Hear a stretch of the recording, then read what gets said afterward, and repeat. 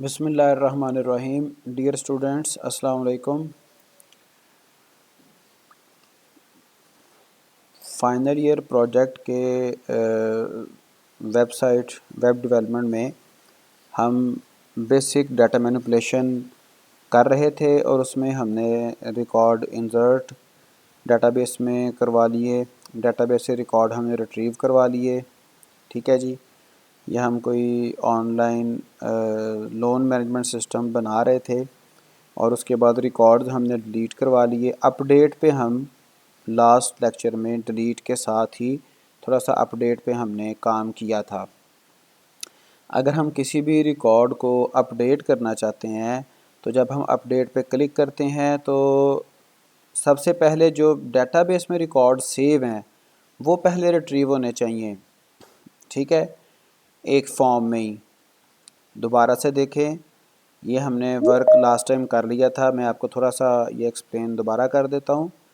ये देखें, फ़र्ज़ करें ये रिकॉर्ड है, उमर नाम है, FQD एड्रेस 8989 फ़ोन नंबर और ये लोन की अमाउंट जो ये रिक्वेस्ट करना चाह रहे हैं, ड्यूरेशन 2 ईयर। अपडेट पे क्लिक करूँगा, ID साथ आ रहा है नीचे 11। तो इसको मैंने अपडेट पे क्लिक किया तो यही सारा रिकॉर्ड देख लें। नाम उमर है, एड्रेस FQD 8989, ये अमाउंट लोन की अमाउंट और ये ईयर यहाँ पे टाइम भी आ रहा है। ये हमने क्या किया था जब हम अपडेट लिंक पे क्लिक करते हैं तो उसके साथ एक आईडी जा रहा था। सबसे पहले हमने इस अपडेट पेज पे वो आप देख सकते हैं कि आईडी हमने रिसीव किया। ठीक है जी, गेट किया हमने $_गेट फंक्शन के ज़रिए से। हमने connection.php इंक्लूड किया। हमने ये क्यूरी लगा दी, select asterisk from customer where ID equal $p के। तो ये जो आईडी था हमने $p के प्राइमरी की इसका यानी कि वो उस निस्बत से हमने रखा है, क्योंकि जो नेम है वो हमारे नॉर्मली डिस्क्रिप्टिव होने चाहिए। तो इस क्यूरी को हमने रन किया mysqli_query फंक्शन के ज़रिए से। फिर जो रिकॉर्ड्स आए वो यहाँ पे $रिकॉर्ड्स में सेव कर लिए। फिर mysqli_fetch_array फंक्शन को यूज़ करते हुए इन रिकॉर्ड्स को हमने एक अरे की सूरत में रिसीव किया। ठीक है जी। अब ये क्या होगा, वाइल लूप में हमने, चूँकि रिकॉर्ड तो एक ही आना है, आईडी हमारे पास यूनिक होगा। ये जो आईडी वाला फील्ड है जो डेटाबेस में कस्टमर टेबल में आईडी फील्ड है, ये ऑटो इंक्रीमेंट है और ऑटो इंक्रीमेंट में एक नंबर 2 दफ़ा आ सकता ही नहीं। तो व्हाट डज़ इट मीन कि हमारा जो ये रिकॉर्ड आएगा वो मैक्सिमम एक ही होगा। तो उस एक रिकॉर्ड को हमने यहाँ पे फॉर्म में अप्रोप्रिएट फील्ड्स में वो जो वैल्यूज़ थी वो डिस्प्ले करवा दी। ठीक है जी। ये देखें, जो नेम था उसको मैंने यहाँ पे वैल्यू में नेम को डिस्प्ले करवा दिया। $1 इसका कॉलम नंबर 1 था। कॉलम नंबर 2, तो ये जो कॉलम नंबर 2 था, लेकिन डेटाबेस में जो कॉलम है वो कॉलम ज़ीरो पहले कॉलम का इंडेक्स होता है, उसका नंबर होता है, एंड सो ऑन। तो ये कॉलम वैसे सीक्वेंस में तो सेकंड है, लेकिन इसका जो इंडेक्स है वो 1 है। तो लोन के नाम से हमारी डेटाबेस है, हम वो भी साथ ही ओपन कर लेते हैं। सम टाइम हमें उसको भी एक्सप्लिसिटली देखना पड़ता है। तो ये मैं आपको फिर एक दफ़ा बता देता हूँ कि ये देखें जी, ये ओपन हो गया। ये हमारा कस्टमर टेबल और इसमें आप देख सकते हैं ये एक आईडी वाला कॉलम है, ये name, address, contact, amount, duration. ID 0 index पे है, ये 1, ये 2, 3, 4, 5। ठीक है जी। तो $रो 1, 2, 3, 4 हमने इनको अप्रोप्रिएट प्लेसेस पे डिस्प्ले करवा दिया। सबसे जो ट्रिकी था वो था सेलेक्ट ऑप्शन में अप्रोप्रिएट वैल्यू चूज़ करना। तो उस पर हमें इफ़ कंडीशन लगाना पड़नी थी। इफ़ कंडीशन किस तरह से, इसका कोई और भी सलूशन वैसे हो सकता है, लेकिन हमने इसका जो ईजीएस्ट फ़िलहाल मेथड था, अगर हमारे पास ऑप्शंस बहुत ज़्यादा हों, अभी यहाँ पे तो 4 ऑप्शंस थी, 1 ईयर, 2 ईयर और 3 ईयर और 5 ईयर। अगर हमारे पास ऑप्शंस बहुत ज़्यादा हों तो फिर हम ये वाला मैकेनिज़्म फॉलो नहीं करते, फिर उसके लिए कोई और मेथड देखते हैं, उसमें हम कोई वाइल लूप लगाते हैं और उसको इंटेलिजेंटली हम फार्मूलेट करते हैं।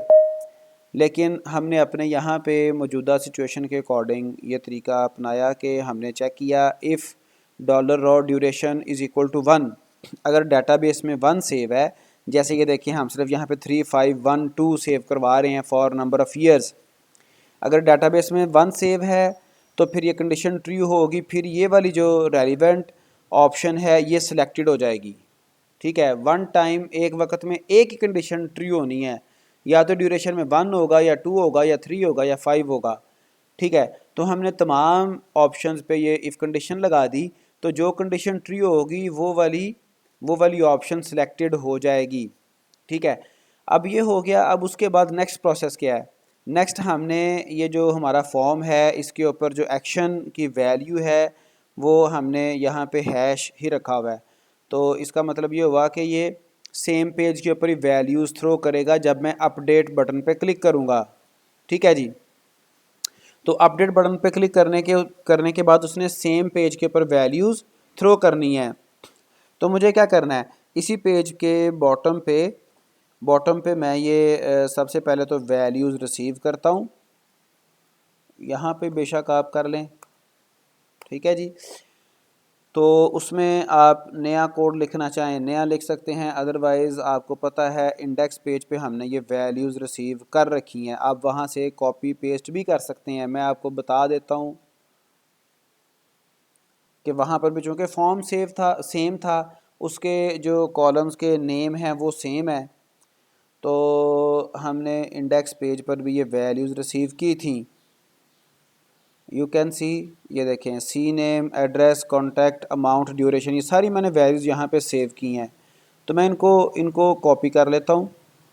ठीक है, इधर अपडेट पेज पे भी मैंने ये पेस्ट कर ली, ये रिसीव हो गई वैल्यूज़। यहाँ पे मेरे फॉर्म के जो कंट्रोल्स थे उनमें जो वैल्यूज़ पड़ी हैं वो यहाँ पे रिसीव हो गई डॉलर अंडरस्कोर पोस्ट मेथड के ज़रिए से। अब मैंने यहाँ पे लगानी है क्यूरी। ठीक है, लेकिन यहाँ पर क्यूरी इंसर्ट की नहीं लगेगी, यहाँ पे क्यूरी लगेगी अपडेट की। ठीक है, अगर मैंने इंसर्ट की क्यूरी लगाई तो वो नए आईडी पे नया रिकॉर्ड सेव करेगा। ठीक है, तो मुझे क्या करना है, सेम रिकॉर्ड को अपडेट करना है। फॉर एग्ज़ाम्पल अगर मैं ये उम्र को अपडेट करना चाह रहा हूँ तो इसी 11 आईडी पे यहाँ पर ही इसकी जो वैल्यूज़ हैं, अगर ड्यूरेशन चेंज करनी है, अमाउंट ऑफ लोन चेंज करनी है या कुछ भी, तो वो यहाँ पे चेंज करे। ठीक है, so that I have to use a update query की तरह से, इंसर्ट इनटू की तरह से। यहाँ पे वो सारे कॉलम्स और उनकी बाद में सारे वैल्यूज़ नहीं आएंगी। यहाँ पे क्यूरी है अपडेट टेबल का नाम, उसके बाद सेट कीवर्ड, उसके बाद आप एक एक कॉलम का नाम लिखेंगे। जैसे पहले कॉलम का नाम था नेम और उसमें कौन सी वैल्यू आनी है आप वो लिख देंगे सिंगल कोट्स में, वेरिएबल का नाम डॉलर, सी नेम, कॉमा, अगला कॉलम था address equal dollar address, next column जो पीछे नेम कॉन्टैक्ट, के स्पेलिंग गलत हो। नेम के C name, okay thank you, contact equal variable का नाम डॉलर कॉन्टैक्ट, कॉमा, नेक्स्ट जो हमारे पास कॉलम का नेम है that is amount equal dollar amount, next column duration equal dollar duration, right. लेकिन इसमें अभी एक चीज़ मिसिंग है। वो चीज़ क्या मिसिंग है, इसमें अभी हमने वेयर क्लॉज लगानी है। ठीक है जी, इसमें हम अभी वेयर क्लॉज लगाएंगे। वेयर क्लॉज अगर नहीं लगाएंगे तो होगा ये कि वो सारे टेबल के रिकॉर्ड्स अपडेट कर देगा। वेयर आईडी इक्वल, हमने आईडी रिसीव किया था, आपको वेरिएबल का नाम याद होगा, $pk में आईडी पड़ा हुआ है। अब ये क्यूरी मेरी मुकम्मल हो गई। अब मैंने इस क्यूरी को रन करना है। क्यूरी को इसके एंड पे सेमीकोलन आएगा। क्यूरी को रन करना है। क्यूरी को रन करने के लिए MySQLi क्यूरी जो भी है आपकी, इंसर्ट है, अपडेट है, डिलीट है या फिर सेलेक्ट क्यूरी है, आपने उसको चलाने के लिए MySQLi_query फंक्शन ही यूज़ करना है। ठीक है, और उसमें आपको कनेक्शन पास करना पड़ेगा, कनेक्शन स्ट्रिंग का वेरिएबल, और उसके बाद क्यूरी स्ट्रिंग। हमारी जो क्यूरी है इसको मैं नाम चाहे सिंपल क्यूरी रख दूं, लेकिन यहाँ पे मुझे I should use his name some descriptive update query, $dollar update query. ठीक है जी। अब इस क्यूरी अगर मैं कोई इस पर चेक वगैरह लगाना चाह रहा हूँ तो इस क्यूरी को मैं फिर किसी वेरिएबल में सेव कर लूँगा और फिर उस पर मैं कंडीशन लगा सकता हूँ। ठीक है जी। तो इसको मैं क्या करता हूँ, इसको मैं सेव कर लेता हूँ $अपडेट में। फर्दर मैं इस पर लगा देता हूँ कंडीशन इफ़ $अपडेट, अगर ये अपडेट कर देगा तो फिर मैं यहाँ पे चाहे इसको हेडर करवा लूँ, यानी कि हेडर फंक्शन लास्ट लेक्चर में डिस्कस हुआ था। ये क्या करता है, हेडर फंक्शन आपको किसी और पेज पे शिफ्ट करवा देता है। लोकेशन कस्टमर या कस्टमर्स है, क्या है इस पेज का नाम, let me confirm, that is कस्टमर्स.php। ठीक है, तो डायरेक्ट उस पर स्विच करवा देगा। यू कैन सी मैं ये कस्टमर्स पे आया, इस पे मैं ये उम्र को अपडेट करना चाह रहा हूँ। ठीक है जी। इसकी जो कुछ डाटा है वो मैं अपडेट करना चाह रहा हूँ। अपडेट पे क्लिक किया। इस पे हमें चेक भी लगाना पड़ेगा। एज़ यू नो, हमने जो इंसर्ट करवाए थे रिकॉर्ड्स, वहाँ पर भी हमने चेक लगाया था। क्यूरी ना चले कब तक, जब तक हम ये चेक ना कर लें कि हमारा जो अपडेट बटन है वो प्रेस हुआ है या नहीं। तो इस सेट फंक्शन हम यूज़ करते थे, और इस सेट फंक्शन में फर्दर हम चेक करते थे $_ पोस्ट के ज़रिए से देखते थे कि जो हमारा बटन है, अब यहाँ पे हमारे बटन का नाम है I think so update, but let me make sure, yes it's name is सब। बटन का नाम है सबमिट, बटन का नाम है सब। तो मुझे ये चेक करना है कि सबमिट बटन प्रेस हुआ तब ये क्यूरी रन करेगा, सब। ठीक है, अगर ये सबमिट बटन प्रेस होगा तब ये क्यूरी रन करेगा। राइट, यहाँ पे मैं इफ कंडीशन को टर्मिनेट कर सकता हूँ।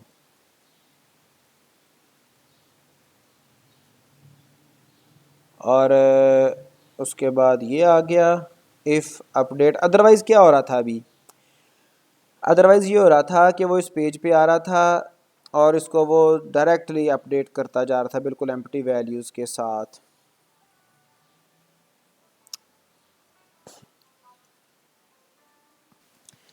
हमने इस सेट पे चेक कर लिया कि बटन क्लिक हो तो तब ये क्यूरी चले। तो अब हम अपडेट पे हम बल्कि हमें ये भी करना है, इफ़ कंडीशन यहाँ पे क्लोज़ भी नहीं करनी, इफ़ कंडीशन भी हम इसको बॉटम पे ले जाते हैं यहाँ पे।